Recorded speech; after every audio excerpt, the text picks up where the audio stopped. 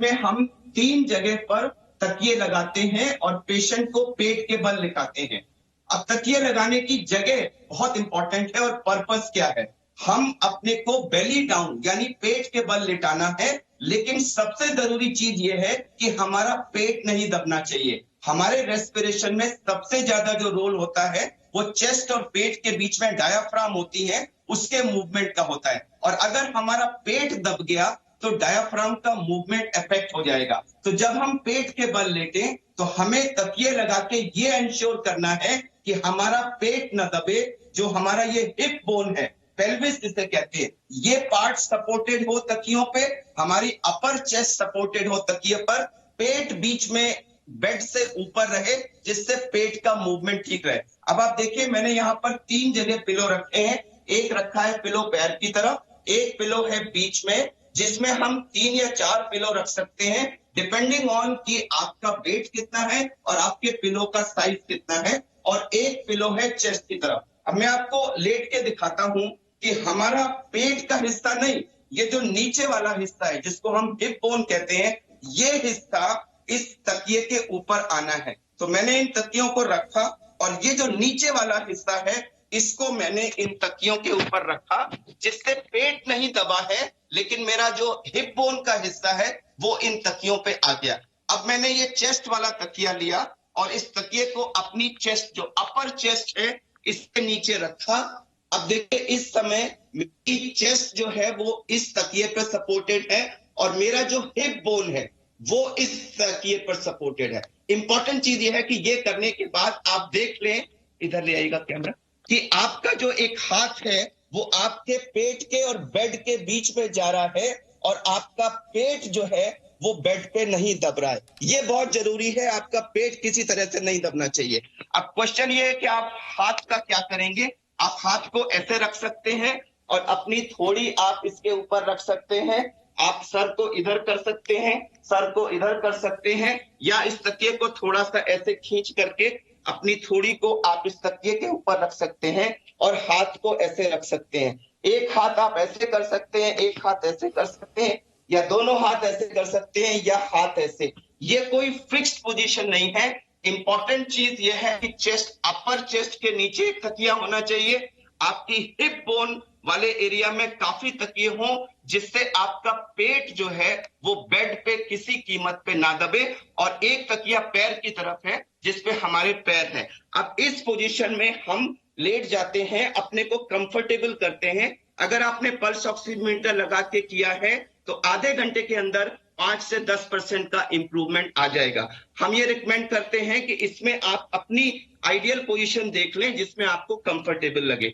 2-3 घंटे आप इस पोजीशन में लेटिए, उसके बाद फिर आप लैटरल पोजीशन में आ सकते हैं। मैंने ये तकिए हटा दिए, ये तकिया भी हटा दिया, और अब मैं लेफ्ट लैटरल पोजीशन में आ गया, यानी मेरी लेफ्ट साइड नीचे है और हाथ मैंने अपने एक कंफर्टेबल पोजीशन में रख लिए। अब 2 घंटे के लिए मैं लेफ्ट लैटरल पोजीशन में लेटा रहूं, थोड़ा बहुत आगे पीछे हो सकता हूं। उसके बाद मुझे राइट लैटरल पोजीशन में चले जाना है। मैं अपनी राइट साइड डाउन पोजीशन में आ गया और मैंने ये तकिया यहां लगा लिया और मैं राइट लैटरल पोजीशन में आ गया। तो 2-3 घंटे में बेली डाउन लेटा, 2-3 घंटे में लेफ्ट लैटरल में लेटा, अब मैं राइट लैटरल में लेटा हूं। उसके बाद मैं धीरे धीरे उठ के बैठ सकता हूं। ऐसे करके मैं बैठ गया और बैठ करके मैं थोड़ी सी चेस्ट की एक्सरसाइजेस कर सकता हूं। मुंह खोलिए, मुंह खोल के ऐसे गहरा सांस खींचिए और खींच करके उसको जितनी देर आप रोक सकते हैं रोक लीजिए। इस बीच में आप चेस्ट को मूव करिए, शोल्डर्स को मूव करिए, थोड़ा चेस्ट को ऐसे करिए, थोड़ा लेफ्ट राइट मूवमेंट करिए।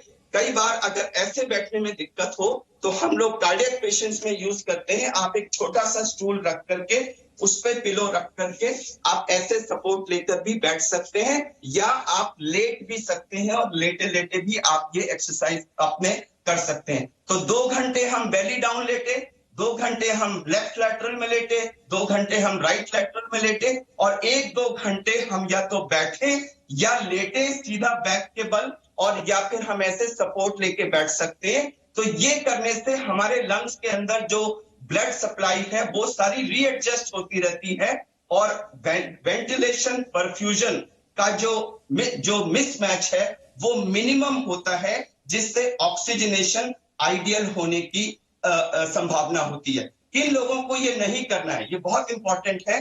गर्भवती महिलाएं हरगिज ना करें।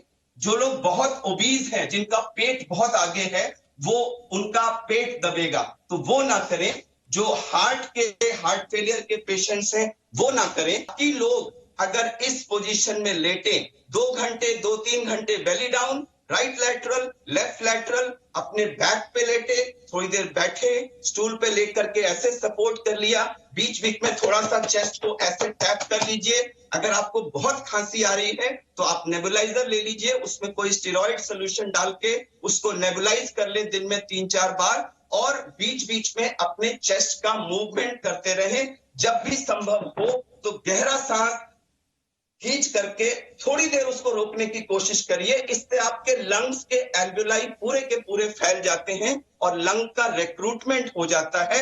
ये कोई रामबाण नहीं है, लेकिन इन छोटी छोटी चीजों से आपको 5-10% इंप्रूवमेंट जरूर मिलेगा। और एक सेगमेंट 1% ऑफ पेशेंट्स ऐसा होगा जो शायद ऑक्सीजन की रिक्वायरमेंट हो जाती, लेकिन इतना मात्र करने से उनका ऑक्सीजनेशन अगर 93-94 के आसपास आ गया तो उनको ऑक्सीजन की जरूरत ना पड़े। अगर ऑक्सीजन की जरूरत पड़ी भी है और आपने ये सब क्रियाएं की, तो हो सकता है ऑक्सीजन की रिक्वायरमेंट आपको 5 लीटर की जगह शायद 1-2 लीटर में ही काम चल जाए। मैं पुनः कहूंगा कि मैं हरगिज ये नहीं कह रहा हूं कि ये मैजिक बुलेट है, या ये ऑक्सीजन का रिप्लेसमेंट है, या ये वेंटिलेटर का रिप्लेसमेंट है। ये एक साइंटिफिकली प्रूफ तरीका है, जिसका मुझे लगता है आज की तारीख में हर कोरोना का पेशेंट जिसका सैचुरेशन 94 से कम हो रहा है, उससे तुरंत इसे ट्राई करना चाहिए। कुछ लोगों ने ये कहा कि जिसका सैचुरेशन अभी कम नहीं हुआ है, अगर वो भी इसको ट्राई कर ले, मुझे नहीं मालूम कि उनको ये आगे बीमारी होने से रोकेगा कि नहीं, लेकिन इतना जरूर कह सकता हूं कि इससे किसी को कोई नुकसान नहीं होगा। हो सकता है आपकी आने वाली जो ये ऑक्सीजनेशन की प्रॉब्लम थी वो रुक जाए, लेकिन कोई नुकसान नहीं होगा।